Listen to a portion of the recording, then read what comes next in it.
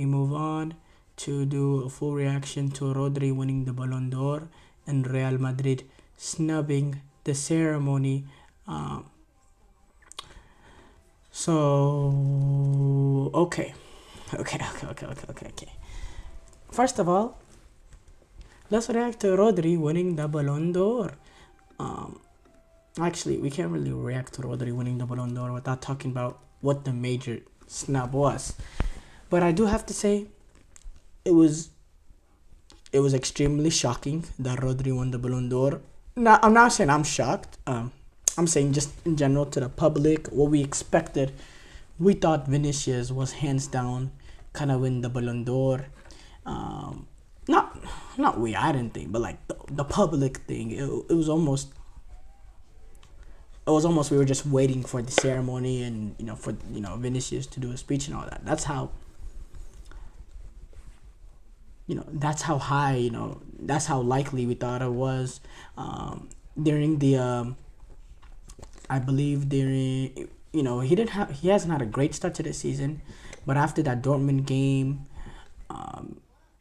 obviously this season games don't matter to the Ballon d'Or because it was the Ballon d'Or for last season, but it allowed the hype to continue. Yeah, Vinicius, he's continuing to dominate. About to be a Ballon d'Or winner. A lot of people were making those claims. A lot of players, whenever they were praising Vinicius, they were throwing in that Ballon d'Or title in there, but nothing was confirmed at that moment, and then slowly, the rumors started circulating throughout today, or technically yesterday, because we're past midnight. Rodri, Ballon d'Or. Rodri might win the Ballon d'Or. Rodri's gonna win the Ballon d'Or, and then those rumors started turning into almost literally official report, not official reports, but high level intel that Rodri's gonna win the Ballon d'Or, which led to Real Madrid, which we'll discuss a little bit later this segment, not hopping on that private jet to Paris and, not having any representatives as some sort of protest, I guess, to Vinicius not winning it. Rodri, who won the award, said, a very special day for me, my family, and my country. Why did I say that like that? My country. I understand that because I have no social media. People don't know me much. I am just a normal guy. I enjoy the sport. I enjoy my profession, and I try to be a good person. I am a very calm person. We know what Rodri has accomplished. He won the Premier League this past season, which happened to be his fourth straight Premier League title with Manchester City. The four straight things doesn't matter when it comes to the Ballon d'Or. It's just this season. But yes, he won the Premier League title this season. He also won the European Championship with Spain at this past summer's European Championship, and he was also a very integral part to that team. Rodri, what he does cannot be shown by statistics, because he happens to play not really that sexy of a position, that center defensive midfield role, that holding midfielder role. A lot of the main duties and the main skill and ability of that position can't be translated onto the stat sheet. Now there are some stats that you can use, like tackle rate, interception rate, and the breakup rate and all that, in which Rodri in a lot of those statistics is very, very high. Don't get me wrong, but mostly you can't really show his level with his statistics. But what you can see is you can watch the game and you can realize how he's vital, not just to Man City but Spain, and get everything going. How he dictates all the tempo, how he's the composer of that midfield, how essentially any play, any build-up goes through him and usually starts from him receiving the ball off the center halves and just being the composer that composes every little aspect of the pitch. That's how important he is. He's also a holding midfielder that has that defensive ability in which he can drop in between the center backs and be that third center half and help them defend. He could cover holes for fullbacks that push up the field. He has that ability to do all those defensive roles. And then, he's able to do what a holding midfielder does and control everything from midfield. On top of that, too, and, he doesn't have ridiculous numbers, but as a holding midfielder, he has that ability to score a goal. He has that ability of making those late run, not late run, but sitting on the edge of the box to get that goal. We've seen him do it countless times. In fact, he won Man City the Champions League doing that, winning goal in the Champions League final against Inter Milan last season. In the Premier League, he had 8 goals this past season. 8 goals, 9 assists, 17 goal contributions.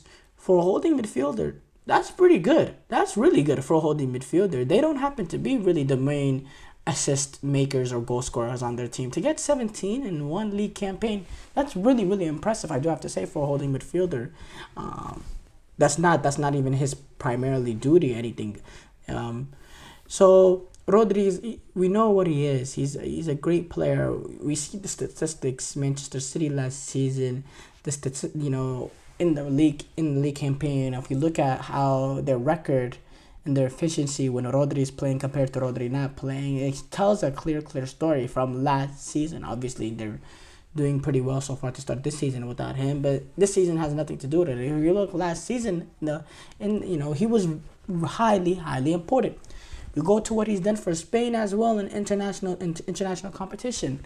This was his first opportunity to be that main holding midfielder, that 6 role, to have, to play that position for Spain at the major international tournament. After now succeeding Sergio Busquets in the past few, even though Rodri has been at the level to start, he hasn't got the opportunity because Sergio Busquets has still been around, and he's happened to play unnatural positions trying to fit in there, playing next to Sergio Busquets, or playing as a center half, playing positions that he can't do what he does best. But now in his first international tournament, when he got that opportunity, look how Spain did, and everything went through him. Look at the importance he had. He was such an important player for Spain, and people undervalue that. And I go back to this moment. Spain go down 1-0 to Georgia in the round of 16. There's been Spanish teams in the past few international tournaments now. In those sort of moments, they might they tend to crumble. This is a Spain national team that's gotten eliminated by Russia at the 2018 World Cup round of 16. They got eliminated by Morocco, which did go to the semifinal, but they got eliminated by Morocco in the round of 16 at the 2022 World Cup. This is a Spanish national team that could have faltered in that moment. But when Spain needed the goal, it was Rodri that got the goal, got that equalizer. I believe it was a little bit shortly before the second half. In the 40th minute, 39th minute. And then it allowed Spain to, just trounce Georgia in that second half and move on. Importance. That's an important play. That's a clutch. And Spain did not have the ability to have the ability at that position to do that in the past with Sergio Busquets. He did not give you really goals at all. In there, but Rodri, he's the one that came up with that goal. Not saved Spain. That's way too much of a stretch, but that game-changing play. And then they went on, and he was an important part in each game, or in most games, to win that European Championship. He did come off in that second half due to injury, and they went on to win that final against England, yes. But throughout the duration of a tournament, game in, game out, he was very important, and he played a very, very good tournament. Now, Vinicius Jr., obviously, he's not a fan of, not a fan. He obviously feels snubbed by this. We saw what he said on X or Twitter or whatever you want to call it. Real Madrid, they're snubbing the tournament. They're skipping it. I think that's a little childish. I do have to say, from Real Madrid, a club that has such prestige, to snub the award because they feel like it was robbed. Look, I'll say it again. I'll say it over and over again.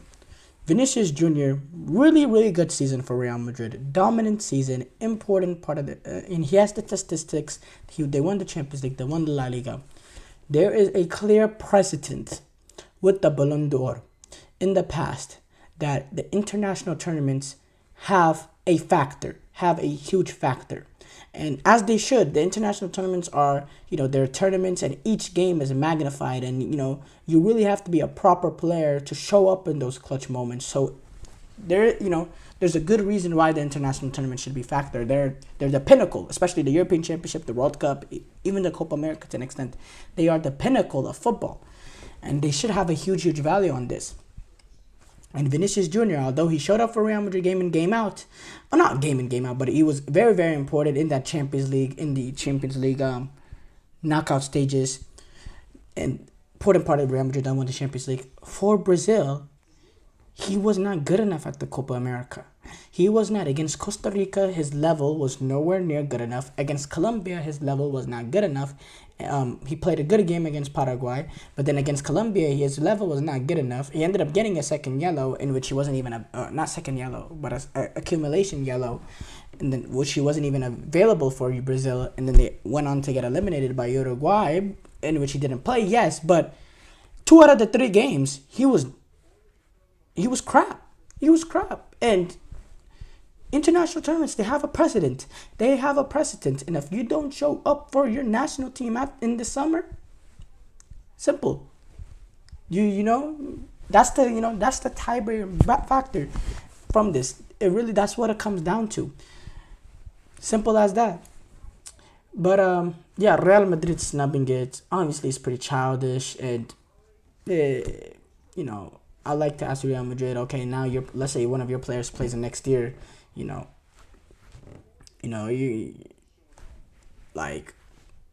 hope teams snub them, because it's just disrespectful. It's not how a proper club should be ran. But I'm not surprised. This is a Real Madrid that announced the signing of a Spanish national team manager, a few days before, or a day before the World Cup started, and it ended up leading to him getting fired. Talking about the Lopetegui situation in 2018, they're always classless. Real Madrid, they're a historical club under the club, but Florentino Perez, the Super League,